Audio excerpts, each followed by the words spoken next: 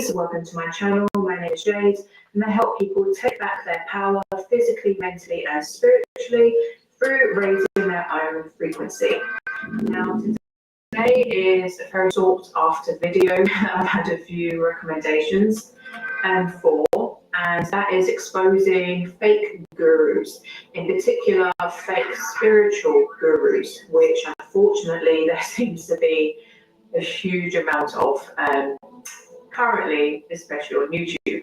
Now, I'm not making this video to cause drama. I feel it's really, really important for people, especially who are new to spirituality and have their initial spiritual awakening, to know how to spot a fake spiritual guru, to be fully aware of the manipulative psychological tricks that they play on people, and how they use this manipulation to suck you in and to basically trap you.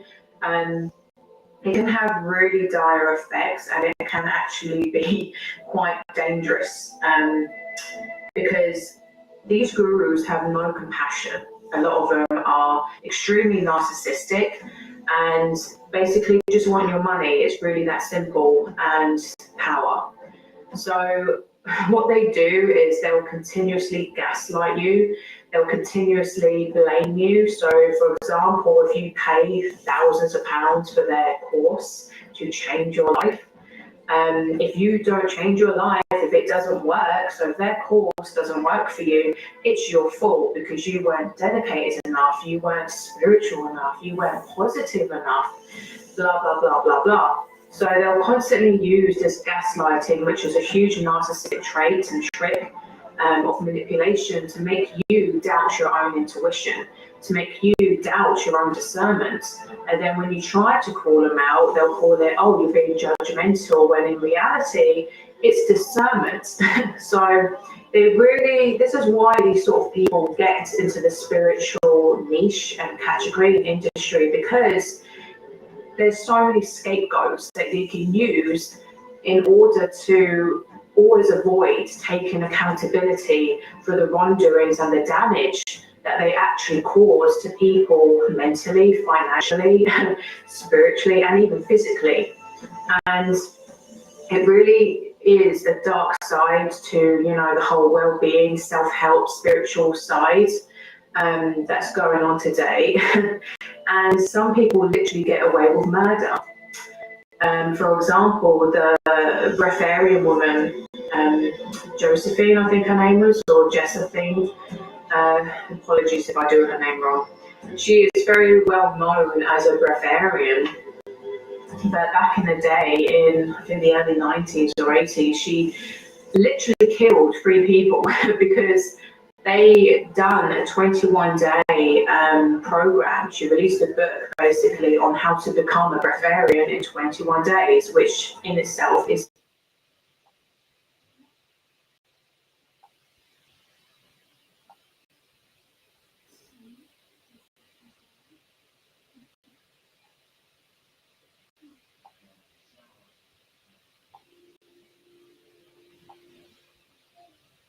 people who are genuine breatharians. Let me tell you, it takes years to prepare your body to actually be even capable of attempting to live off pranic energy alone. Like, that is an extreme thing, and many people don't live in climates that are nearly enough to sustain that. And so for her to release such a book, a program which literally killed 3 people. 3 people died attempting it, from severe dehydration, kidney failure, malnourishment, and they died. And she, again, took no accountability for it. She just said, oh, they weren't dedicated enough. Just all the excuses, the typical narcissistic gaslighting. So she literally got away with murder, and to this day, she still has followers. Like, it's literally that insane. And, but this goes on in all aspects. I'm going to put it into 3 categories of the typical fake spiritual gurus that you will see in this sort of day and age.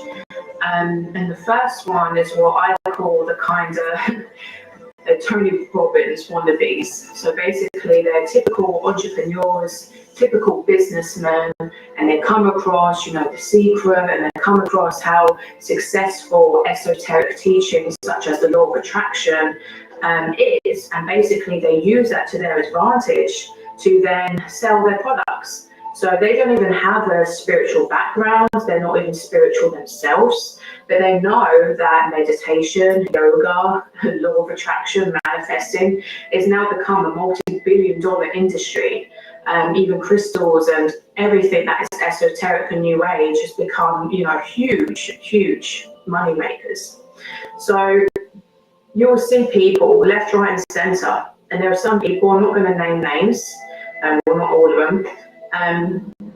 But I had a very lovely woman message me on Instagram yesterday, and she came forward with her story of basically getting very involved very recently over the last few months with a very well-known YouTuber within this sort of industry, a niche.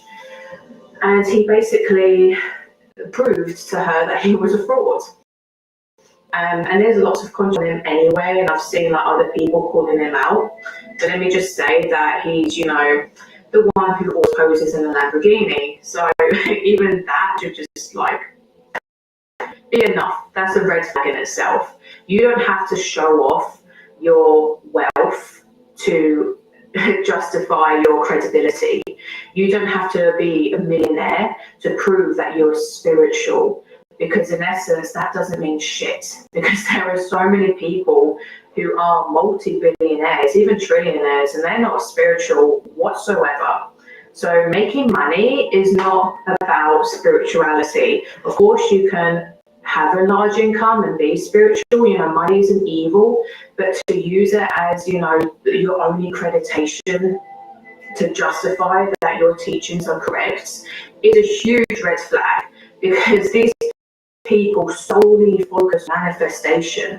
If they solely focus on wealth alone, then that's a red flag. That is not what spirituality is about. Genuine spirituality is about wisdom, love, empathy, compassion, being of genuine service, being a genuine light worker. That's what starseed souls are all about. You've come to this earth to be practical, to be grounded, and to give practical advice and do actually take action in assisting the planet, in people evolve to a higher consciousness so they can reduce their suffering. And at the same time, you learn your own lessons, you expand your own consciousness. So you have to have that morality.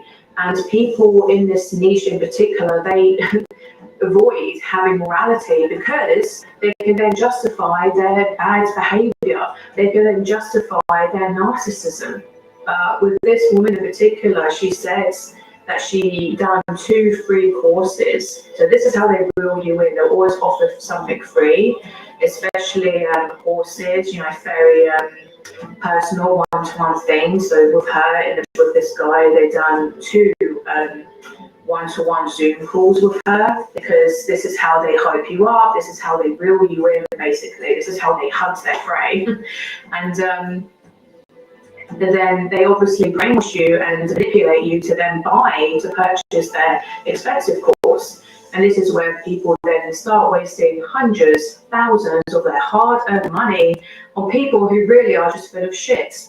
And in this one in particular, once she paid for this course, she realized that this guy was a complete fraud. They then openly admitted that he had no background in spirituality. He was actually a businessman, and he came across Ralph Smart's video of how to manifest and the law of attraction, and he realized how popular and how successful it was, how much likes and followers he had. So basically, he admitted he literally copied Ralph Smart, from within the waters, and added his own spin on it, and then there you go.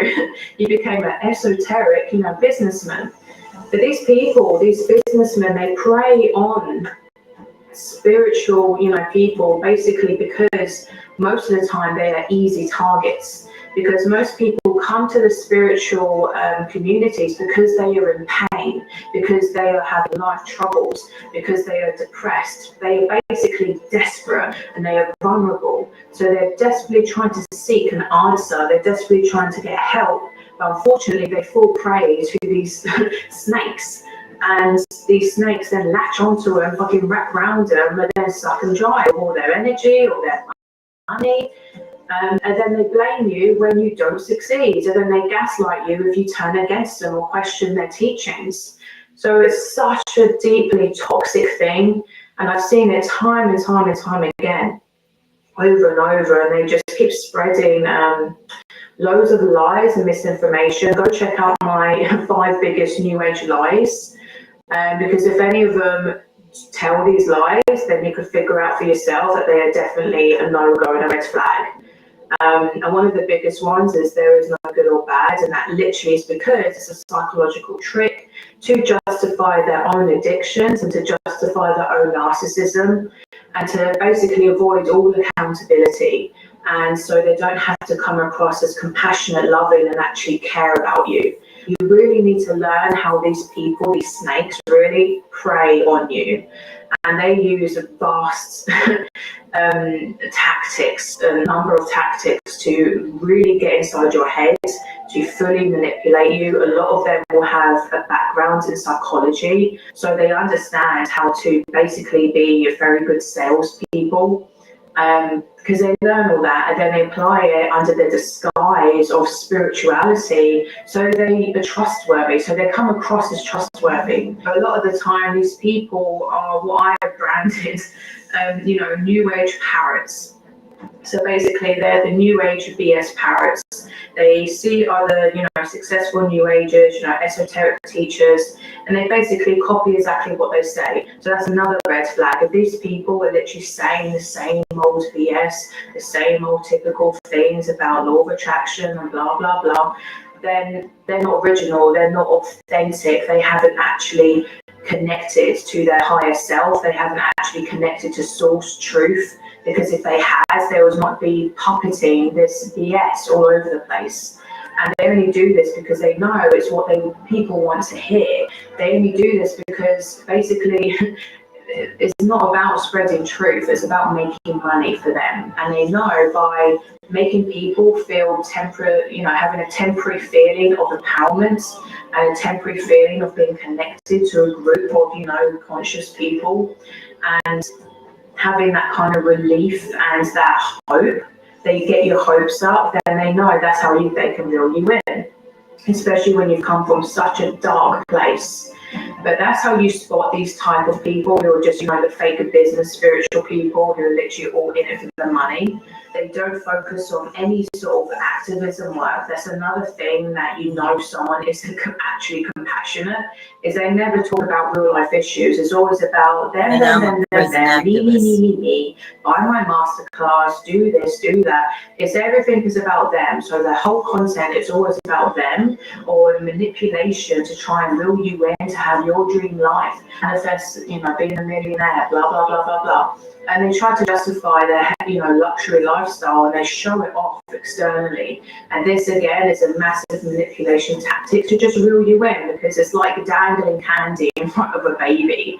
And just use your own discernment. And the only way to generally have good discernment is to raise your own vibration, raise your own frequency.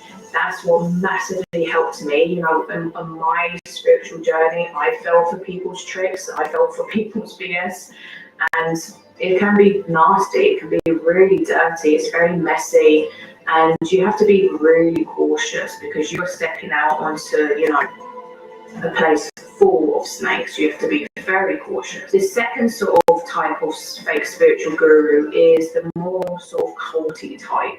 So it's the more, these people can be posed as sort of fake gurus in like ashrams, Hindu gurus, Indian gurus. And a big one that came out recently was the whole controversy about Nithyananda, sorry if I'm pronouncing his name wrong, and Sarah Laundry, I'm terrible with names, I'm sorry. I really recommend checking out her channel because she was a follower of his for 9 years. She was literally like the spokesperson of his ashram and would, get so many people to join him.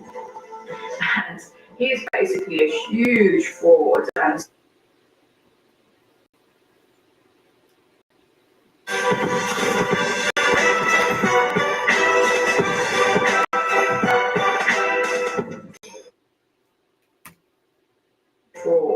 sexual predator, and he cons people out of thousands of pounds. He is a complete con artist. It's astounding that he's got away with it. But for many, many years, he's been completely brainwashing people to believe that he is a reincarnated Shiva, that he is a god. And it's just insane. It's ludicrous. So go check out her channel. She goes through all of it. But with these sort of people, again, they're narcissists. They are only wanting power, money. They want to be worshipped as gods. They literally pretend to be on such a high pedestal. They always look their nose down at people and they will continuously justify all their bad behavior. It's just insane what he gets away with, literally cheating and, shagging like all his, so many different women and men. It's insane. And the biggest trick that these people use, especially in ashrams, is, it gets really dangerous. And people, again, have actually died in this ashram. People have got seriously ill.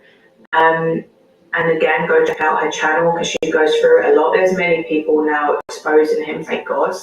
But then, unfortunately, he has many of his followers who are so brainwashed that they defend him and they're very aggressive to anyone and make up loads of lies to justify that he is Shiva, because, again, it's their ego. They don't want to believe that this man is a fraud, because then it means that it shatters their whole paradigm and their whole life. But basically, a really good way to see if a guru, and particularly the Indian gurus, are fake, is when they use certain tactics that make people more susceptible to being brainwashed. And the biggest one is sleep deprivation. And this is something that he done a lot. So he would force his followers to literally only have sometimes 3 hours sleep a night. And this makes people literally go insane and be really weak-minded and be very weak physically and, basically very easy to control. There's also a lot of claims that he actually uses black magic, and I believe that he did because when someone like me who studies demonology and understands it and occultism, you'll see that there is a vast number of occultic black magic things that happen in India, especially with these sort of gurus. And basically, they use black magic to seduce people. They use black magic to bring people to them. And even feed off their energy. For example, all his followers have to wear a little collar with his face on it, a necklace, and they're not allowed to take it off. So they're literally like tagged, like dogs, like servants. And by them doing this, it actually is a way, an etheric connection for him to feed off their energy. But this is deep and it takes a lot of explaining. But there is a vast number of people using black magic to become very powerful leaders and get millions of worshippers, followers, money. Sadhguru is also another one. Sadhguru I'm very 50-50 on, but my gut tells me there's something not quite right with him. I, again, used to love Sadhguru and thought he was awesome until I kind of dug deeper and started to see some very questionable things about him. In particular, he's quite rude to a lot of people when they ask him questions. He always has this kind of way of, looking down, especially on Westerners, and just a certain type of arrogance. But the biggest red flag for me with him is the death of his wife. Because unfortunately she died, and it was very controversial and weird how he kind of covered up her death. And this happened quite a few years ago, and it was hidden that she actually left him a year prior up to her death. So she broke up with him, and apparently she adored him and she loved him very deeply. However, she caught him cheating. And just that in itself is astounding for a well-renowned guru to cheat on his wife, where many times he advocates being, faithful. He advocates about treating sex with, seeing it as sacred and not to basically mess around with loads of people, not to be sexual with many people. And Nithyananda actually says this as well to his followers, but then he sleeps with women, which was caught on videotape once, by the way, behind all his followers' backs, but then commands that they be celibate. And Sadhguru was kind of the same, not celibacy, but to be very cautious of who you sleep with, etc., which I agree with. But then apparently he cheated on his wife, so she left him over this. But of course, it wasn't made very public. And then, surprise, surprise, she ends up dead. And he says that she chose to die, that she transcended to heaven. Basically, gurus and Buddhists do this a lot when they can reach such a high level of consciousness that they can literally choose to die for their soul to leave their body. But this sounds like complete BS, because his wife actually wasn't even into yoga. She just helped him do a lot of like the sort of labor and ground his work within the ashram. She was not very much into that sort of thing.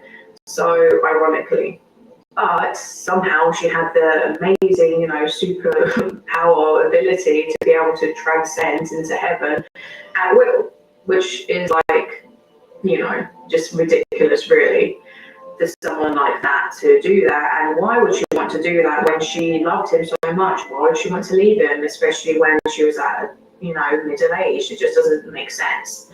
And what's even more controversial is there was actually a newspaper article released about her father accusing Sadhguru of murdering her, because she basically, in India, when someone dies, they have a very long process of a funeral. I think it goes on for like 2 weeks. And her father lived on like the other side of India. And ironically or weirdly, Sadhguru called her father when she died and said that she was being cremated the next day. So her father never saw her body. And that is very controversial. That's very unusual. They do not normally do that. They normally, treat the body, wrap the body up, and they take a long time. They do many rituals and ceremonies when someone dies. And they treat it with very, a lot of respect and allow the family members to say goodbye, that sort of thing. But for Sadhguru and her father, it seems like they were hiding something, and obviously if she was in a particular way, then obviously they hid it. If she was obviously they wouldn't get rid of the evidence of that. So that's a whole other, weird issue with him. But of course, these narcissists are very smart. As you can see with Sadhguru, they always know what to say. They're very good at manipulating. So you need to always have great discernment and never allow people to make you feel stupid, to make you feel dumb, to make you feel like your intuition isn't correct, because a lot of the time they gaslight you to doubt your own intuition, because your intuition is a threat. So you do not need to be spending thousands of pounds on retreats and courses and this and that to become enlightened. Third sort of category is gurus that are more found within the tantric communities. So these are the more sexual tantric people, which obviously you can imagine there is an abundance of perverts and sexual predators that are very drawn to this industry. And there was actually a story about an ashram, a center in Koh Phangan, which is actually in Thailand and an island that I visited. And apparently there was a guru there who massively was, again, a very manipulative narcissist who tried to convince all his female followers to have sex with him. And they will do this and try to make out like by you having sex with them, it makes you enlightened, it gives you superpowers, it gives you all this beautiful energy, you become close to Shiva or God. It's BS, okay? They are perverts and they are literally trying to say anything they can to you so they can have sex with you. And this man was, the guru of this place, and basically he was extremely sexist. A lot of their teachings was very anti-female, and many women actually got STDs from him. And basically, this happens a lot. I've even seen this with myself, when you see certain spiritual conscious men on social media pretending to be very loving and respectful of women, etc. Tantric teachers, but unfortunately they are just perverts, and behind the scenes they're trying to do they just want to have sex with you, and they're trying to disguise it as a spiritual thing. So, don't fall for that. Don't get tricked into that. And you do not need to be having sex with anyone to become spiritually advanced or enlightened or whatever. You do not need to be. If anything, that drags you down massively. And your own energy is what you need on its own. So obviously this is a very deep topic, and I might do a part 2 if you want me to speak more about this, then let me know in the comments below. But ultimately, the most important thing is to watch out for red flags with people. Never give your whole energy to anyone. So basically, when getting involved with any sort of spiritual, gurus or masters, one is to always be grounded. As long as you are following the rule of basically always doing things in the vibration of love, then you are on the right path. It really is that simple. And these people on purpose overcomplicate spirituality, basically to manipulate you.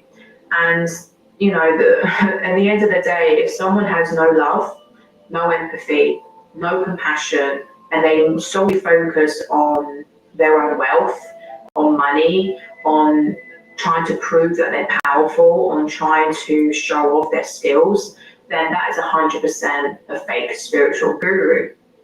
So always listen to your gut. Always listen to your own intuition. So this is why the best thing you can do for yourself is to open your third eye, is to eat high vibrational foods, is to basically look after yourself, get enough sleep, okay? Don't sleep deprived, don't fall for that trick.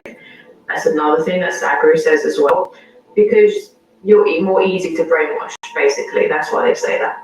So be practical, be logical, research psychology, research narcissism. Always be on guard. Don't just be, so trusting and giving all the time. Have boundaries, have healthy boundaries all the time. And always trust yourself, because basically these people gaslight you to the point where you can no longer trust yourself, so you put all your trust into them, and that's when basically you become their servants and give them all your money, or you give them all your energy. So it's extremely important to do this, as it's so dangerous and can literally destroy your life if you fall for a toxic person's lies. And yeah, just protect yourself. So let me know in the comments below any people that you suspect of, or have, hurt you, or, exploited you in some way, because I think it's really important for people to be open about this and to share about this. And basically just know that you are not a failure. Don't allow these people to make you feel like, oh, it's all your fault, and just constantly blame you for everything and call you, oh, you're just victimizing yourself, blah, blah, blah. Much love and protection to you.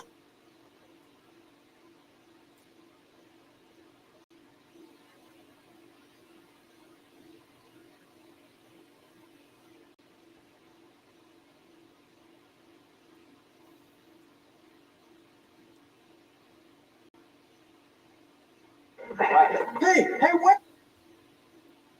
Hey, wait! Got your keys. Oh, thank you. Actually, it's a power bank. Really?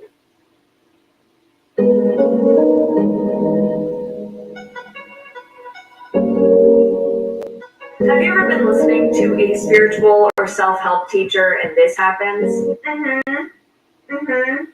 Oh, no. Well, in my experience, this feeling occurs because of one of two reasons. First, the teacher triggers you because from the way that you perceive the world at this point in time, and based on the way that you identify within yourself, this thing that the teacher said doesn't align to that story that you live by in your head. And so therefore, your ego gets very triggered and has resistance towards accepting or seeing that perspective of the truth. The second reason we can have this icky feeling when a teacher shares information that doesn't jive with us is because of our intuition. We get this innate knowing that something isn't right, something isn't in alignment. But obviously, when our ego is triggered by something, the story in our head tells us that it's our intuition, tells us that we're seeing this situation for exactly what it is. So how do you tell the difference? If someone is a false prophet or if someone is hijacked, does that mean you throw all the information that they've provided you out the window?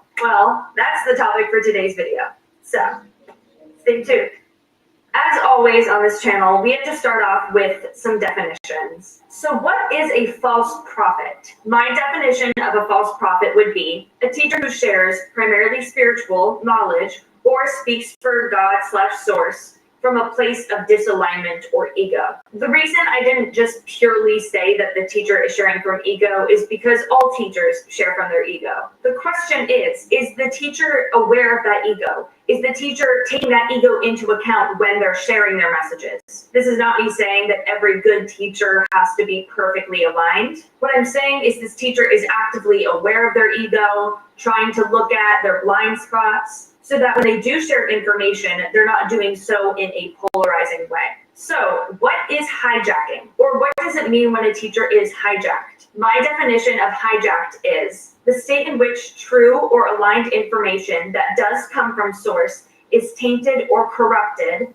by a teacher or by the source that they are channeling information from to keep you resonating at a vibration or in a perspective that prevents you from connecting to source frequency or the highest frequency. So I would consider most mainstream religions hijacked. This doesn't mean that everybody that practices mainstream religion is completely wrong or indoctrinated. There are a lot of conscious religious people. And it also doesn't mean that the entire religion is bad because the religion does stem from truth. But it's been twisted in a way that keeps people in a lower dimensional perspective as opposed to raising and expanding their consciousness. And while mainstream religion does provide a stepping stone for people to more deeply connect with themselves and the world, the way that the religion is structured is so people reach a barrier at a certain stage of consciousness where they can't go above this without breaking the rules of that religion. And so it provides for expansion, but at a certain point it limits you. I want to start off by saying that most false prophets don't see themselves as false. What I mean by this is most teachers that are false prophets or most teachers that are hijacked are not consciously or malevolently lying from a place of greed. They're not trying to manipulate or fool people into believing everything that they're saying in order to get praise and validation.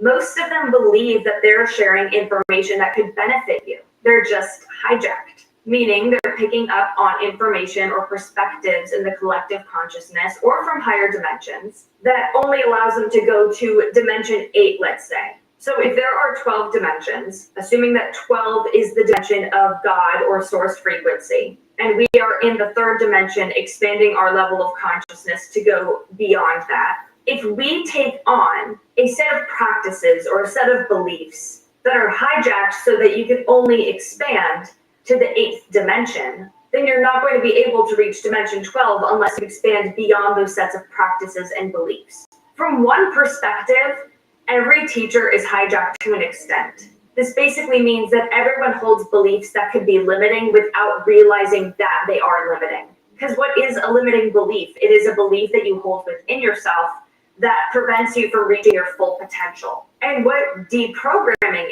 is basically looking at the way your mind works, seeing what thought patterns or limiting beliefs you have that prevent you from expansion, and being able to take out those lines of code, being able to replace that code with something that furthers your expansion instead of limits your expansion. And because we've grown up in a society or a culture that places a lot of limiting beliefs on us, we are all hijacked from a very young age. And it's about us being able to see what aspects of ourselves are hijacked so that we can share information that promotes expansion instead of contraction.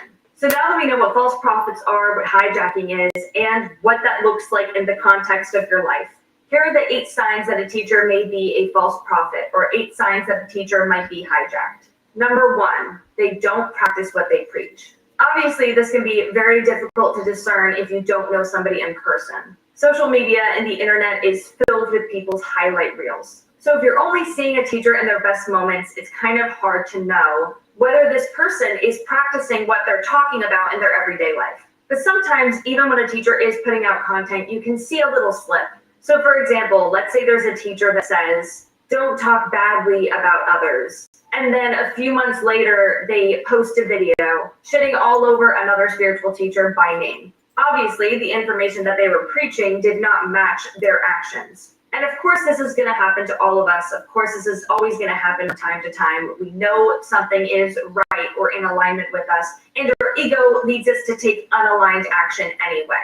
But usually, if a teacher is self-aware, which they should be, they will be able to take accountability for their actions. And oftentimes with teachers who don't practice what they preach, it kind of feels like they're just saying what they think they're supposed to say. It feels like they're just saying what they know logically, instead of saying something that comes from inside, from their pure, authentic truth. The second sign that a teacher is hijacked is that they are judgmental. They often look down on or belittle others that don't agree with them. There's almost this air of better than thou mentality. They almost act like they're on a pedestal, and that if you're not at this level with them, then you're somehow below them or beneath them. And oftentimes in their practices, they will tell you that you're better than other people. But at a soul level, we are all inherently worthy. Your worth is not defined by the energy you're embodying. That's what your experience is defined by. So this teacher almost creates this feeling of hierarchy. And some moments they will lead you to feel really good about yourself. But when they say something that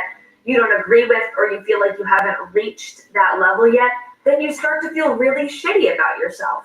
Obviously, sometimes our own internalized judgment can feel like it's the teacher that's judging us when really it's just ourselves. So it is important to tell the difference between a teacher projecting their own insecurities and beliefs onto you in a way that's polarizing, as opposed to your own polarized beliefs causing you to feel like there's a hierarchy. Number 3, this teacher thinks that they're always right. Any aligned teacher knows that you don't know what you don't know.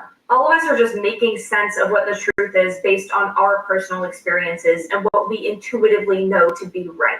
But when a teacher is hijacked, they will have a lot of resistance to other truths. Instead of seeking to understand where the other perspective is coming from, they instantly go to the defense. And they have a lot of resistance to being wrong. The 4th sign that a teacher is hijacked is they only consider one perspective, or they refuse to consider certain points of view. They have trouble seeing a situation or topic from a multidimensional perspective, and they truly feel like there is a right and wrong perspective. They believe that other perspectives are bad or below them. Oh, I've already transcended that idea. Oh yeah, like no, I'm already above that. And so they're still seeing things as all good or all bad, instead of seeing the nuance within everything. Number 5, they make you feel bad about yourself. Again, this is very important to discern whether this is from a place of your internalized insecurity, or if this comes from a place of this teacher saying things, insinuating that if you don't meet certain requirements, if you don't do certain things or practice certain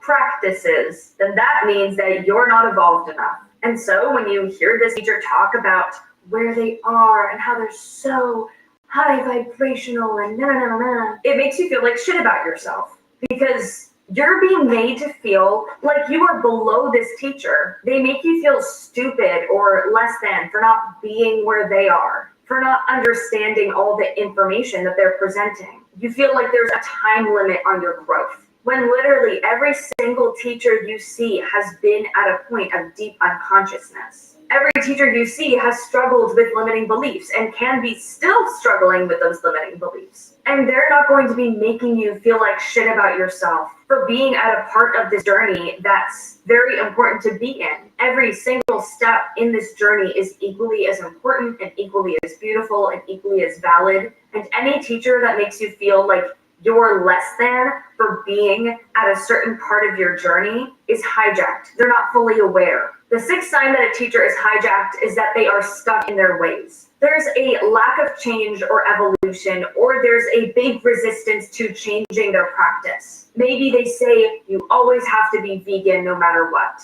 Maybe they say you have to destroy your chakras. You can't balance them because the chakra is like a prison system or a limiting system. And they're unable or unwilling to try something different out of a place of fear.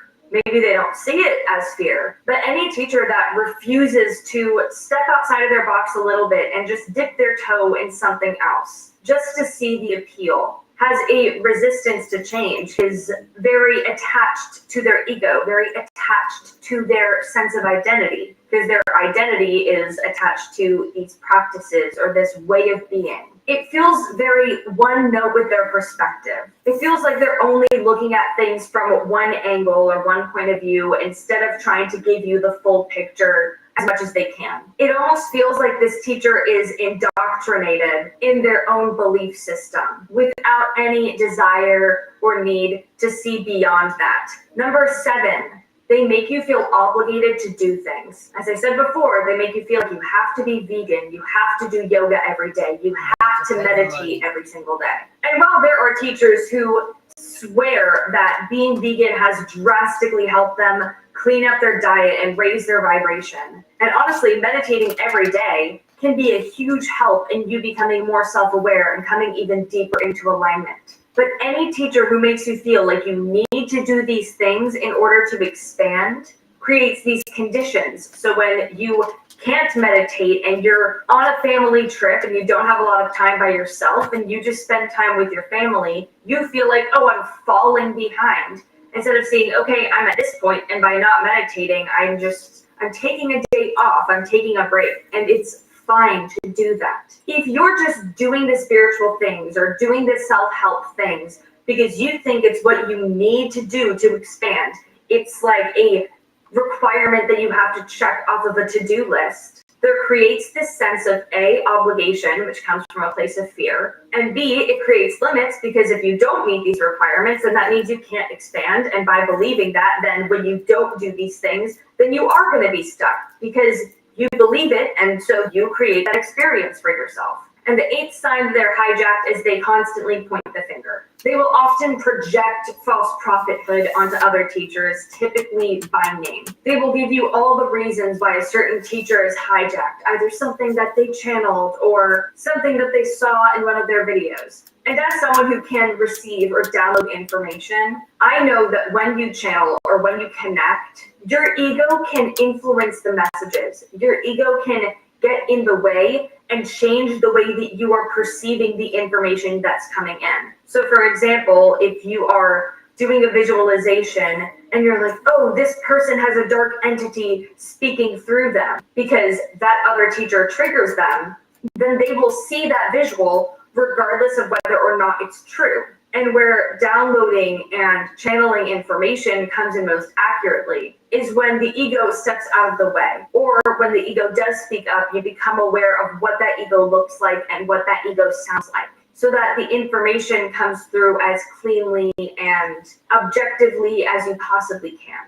And oftentimes these teachers will make you feel almost as if they're the teacher that you can trust. They're the only teacher you can trust. They have resistance towards their followers questioning them. Or if they are being questioned, they kind of just shrug it off as, well, you just don't understand yet. You're not there yet. Oftentimes these teachers will even make you feel like you can trust them more than you trust yourself. And believe me when I say, a teacher should always bring it back to you. Because sure, we all have a connection to God or source or whatever you want to call it. But the connection really does come from within. And so while you can connect with God and source in things outside of yourself, like in spiritual teachers or friends or family or pets or the trees or birds or whatever, everything, right? If you are taking the word of God through this one person, through this one channel, you're not getting the direct reflection of source because it's still filtered through that person's ego. So if you see source in that teacher and you see source in your dog and you see God within yourself,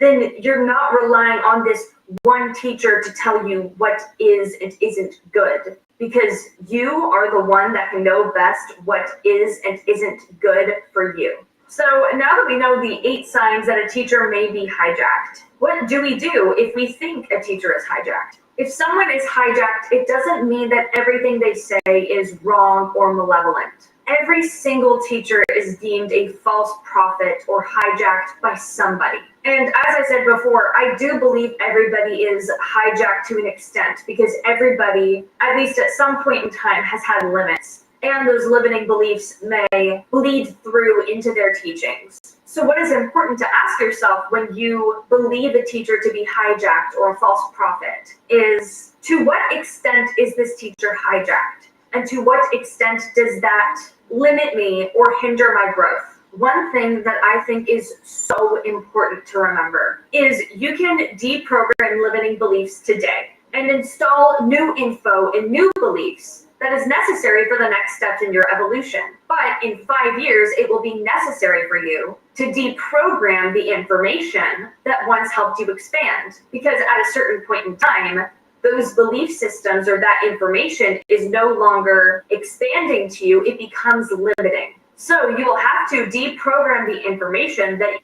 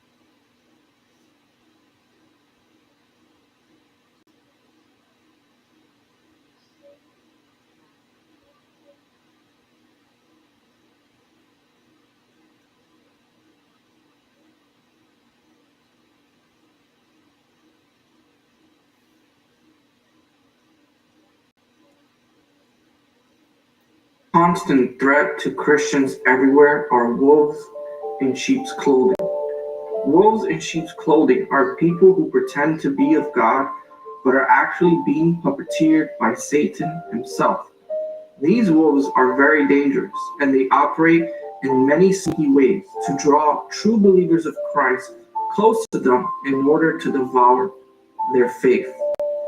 If you are not careful, you can open doors to these wolves who can greatly hurt you and your loved ones. The purpose of this video is to provide you with biblical truths on how to identify wolves in sheep's clothing so that you don't become their next prey. Before sharing the tips in this video, let me just say I will treat this topic with as much grace and balance as possible, since there are so many quote-unquote discernment ministries here on YouTube who have wrongly called genuine believers wolves simply because they don't see eye to eye on a biblical point. Be very careful with indulging and watching other Christian YouTube channels content that are constantly calling out other believers as wolves, heretics, and all this nonsense.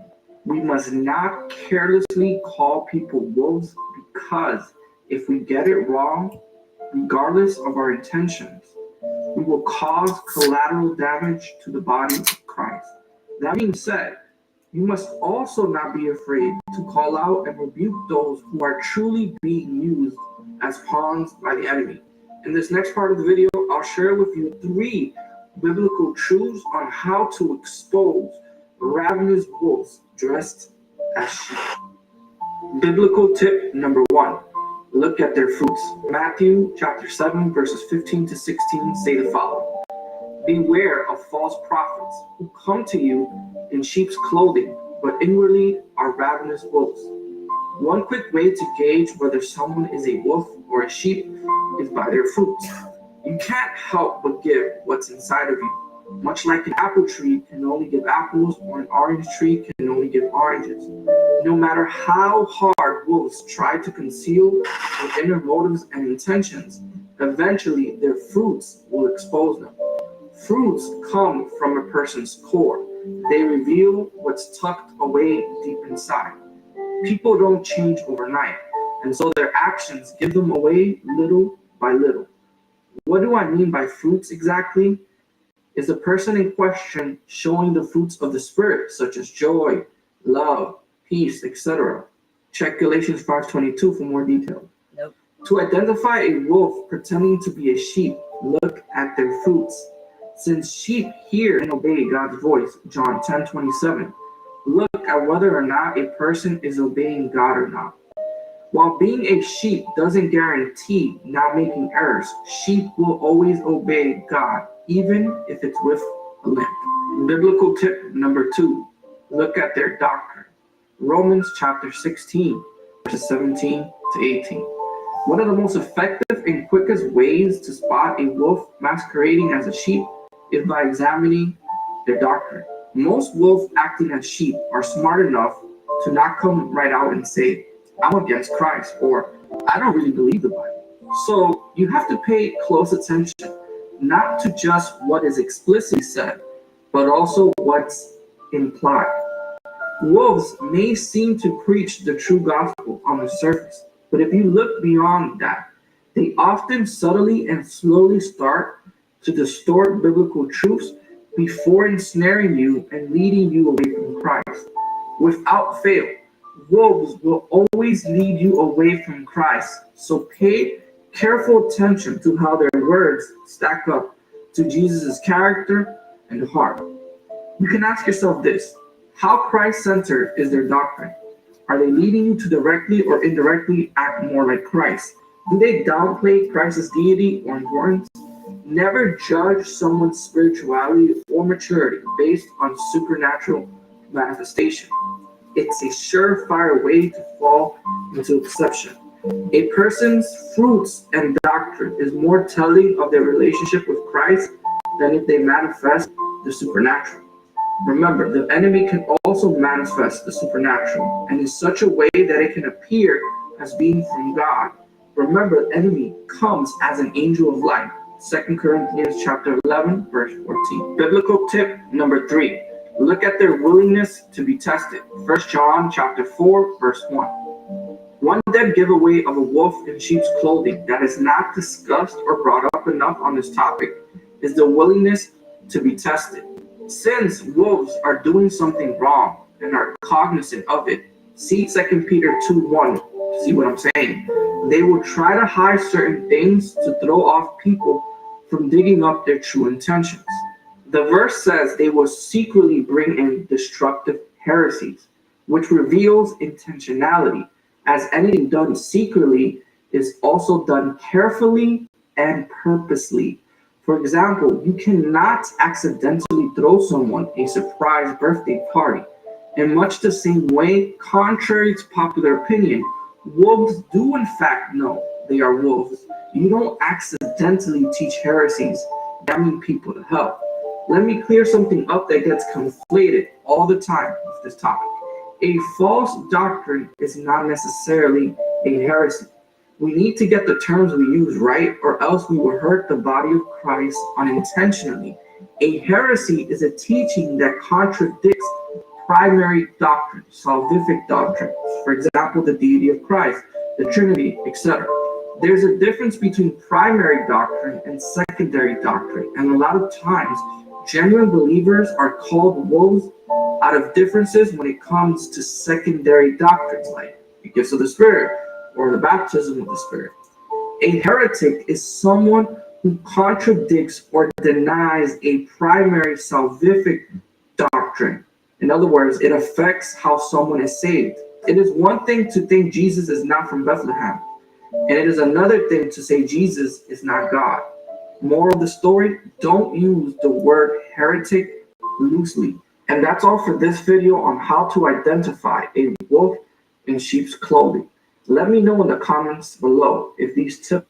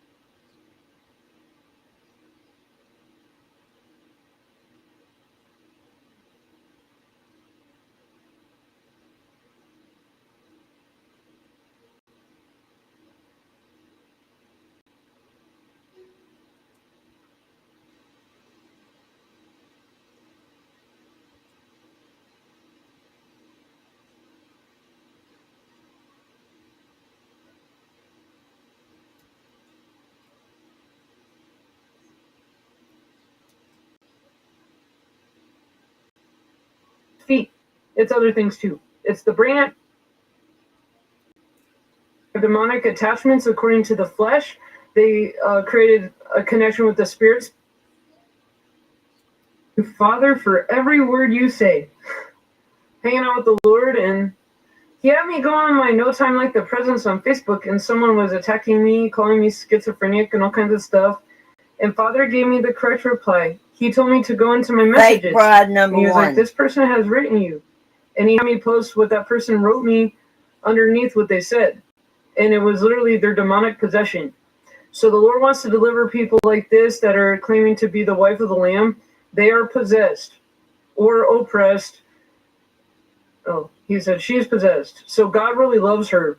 God loves her. God loves everybody who's being lied to by the enemy. Jesus is going to execute judgment against Satan and all his minions that are trying to take up vessels and claim to be me. They need deliverance. There's only one true God, and Jesus has one wife. And I know who I am, and that's why these people are coming out trying to flatter me, and then they turn and That's fake wife number one.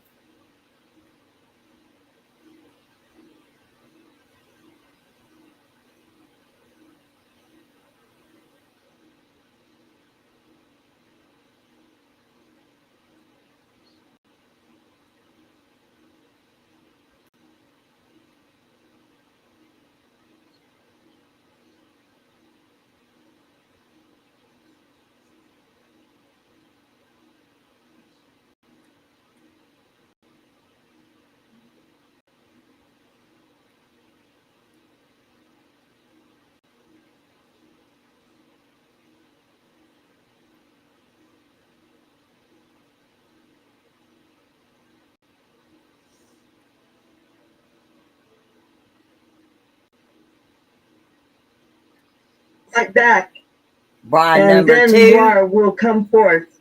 I am the Alpha and Omega. I am Jesus. I am Yeshua HaMashiach, and there is no other God before you, before me, or after me. I am the great I am.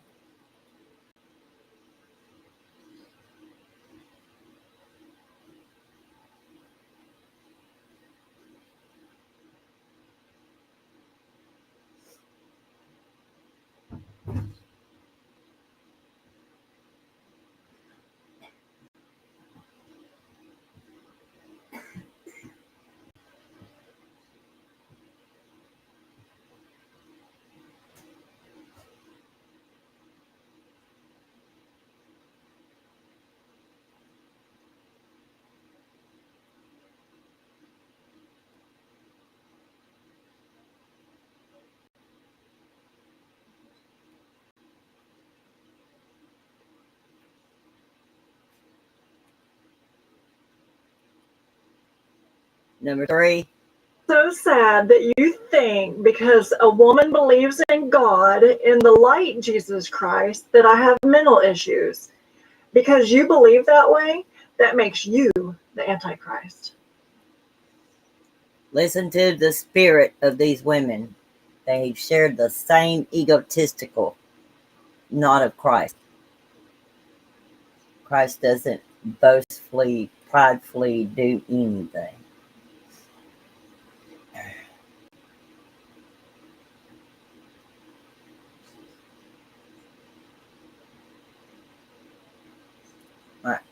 I got a list of them. Like, we're just gonna knock this out so we can one and done it.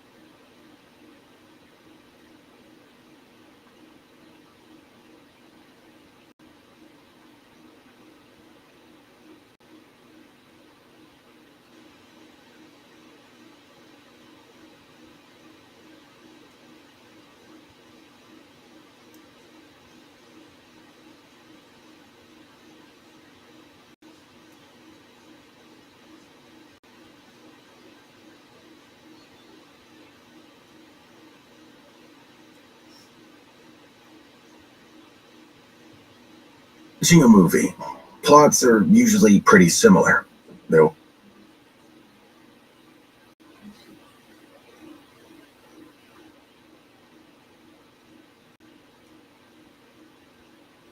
Slide number 4. Over each point to talk to you guys about. So again, I'm going to repeat that the bride of Christ is one human woman who's on earth right now. And this is also a PSA to women, especially women in Christ. So she's one woman, and she will be presented by Yeshua HaMashiach himself, Jesus Christ himself, however you want to use it. But they're announcing themselves.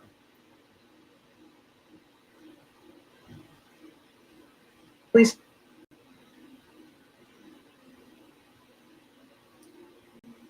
Like, she doesn't know her identity, Kate. Like, she doesn't know her identity, Katie. I've made a claim to you.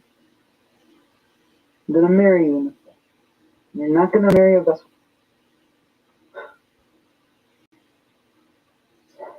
Can I explain it to them? Can I explain it to them, Katie? She's talking Yeah, 'cause to I wanna herself, explain what's not going to on. Jesus. So Jesus is correcting me.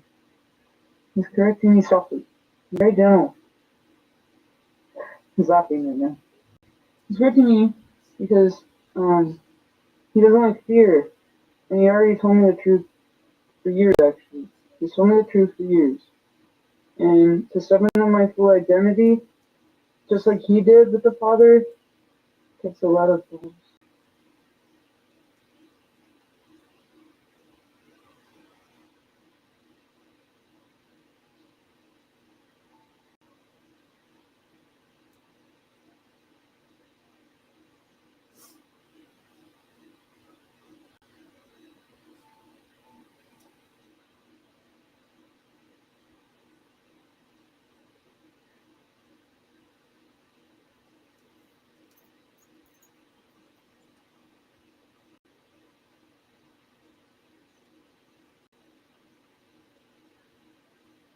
Let's see. Probably ain't on this list, but let's.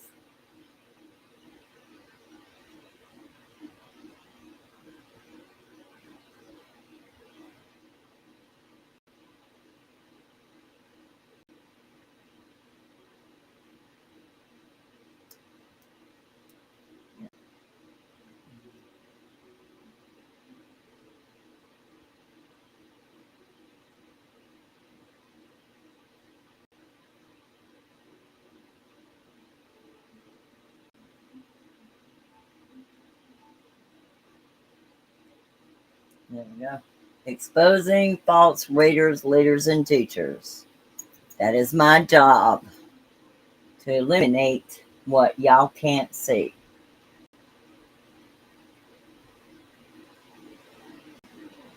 Let's see.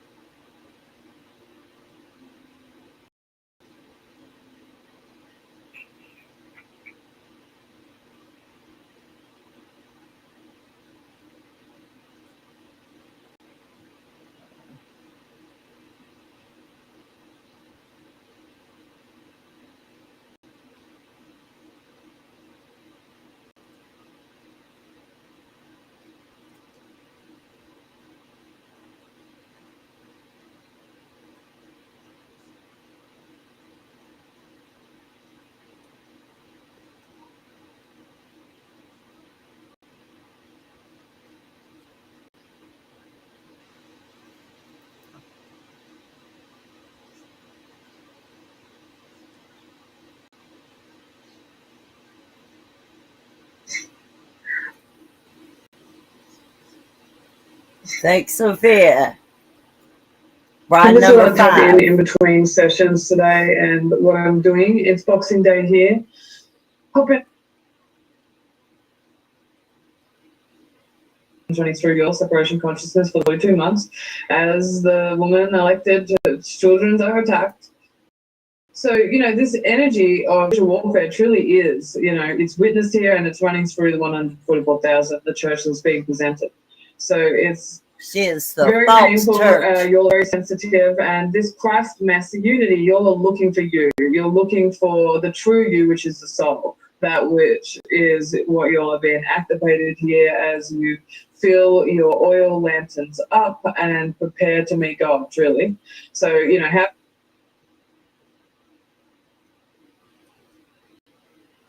you're saying, like, I need you to the Divine Mother. God, Jesus needs his wife. That's what you're feeling. So, calm down. It's Father, it's yearning. It's not your emotions. And it never was. That's the humbling, and you will humble into this kingdom. Therefore, whoever resists the authorities resists what God has appointed. Get it? And those who resist will incur judgment. For rulers are not a terror to good conduct, but to bad. Would you have no fear of the one?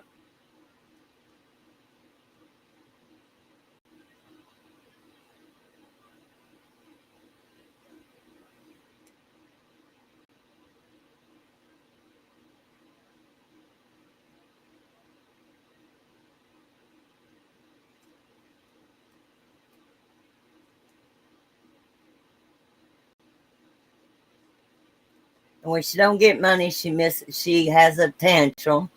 She's a false bride. She is not the world soul. She is not Jesus' counterpart, and she is not the bride of Christ, nor the Messiah.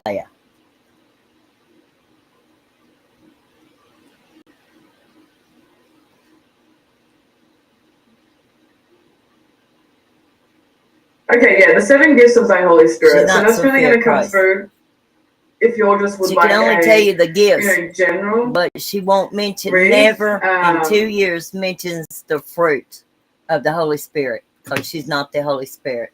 And it's going to come through and gift you the understanding, the wisdom, the console, the fortitude, the knowledge, the piety, and the fear of the Lord of what you're going through. So that's really, if you're just looking to get out of the twin flame, emotions, because it is emotional. It's every energy emotion. Like,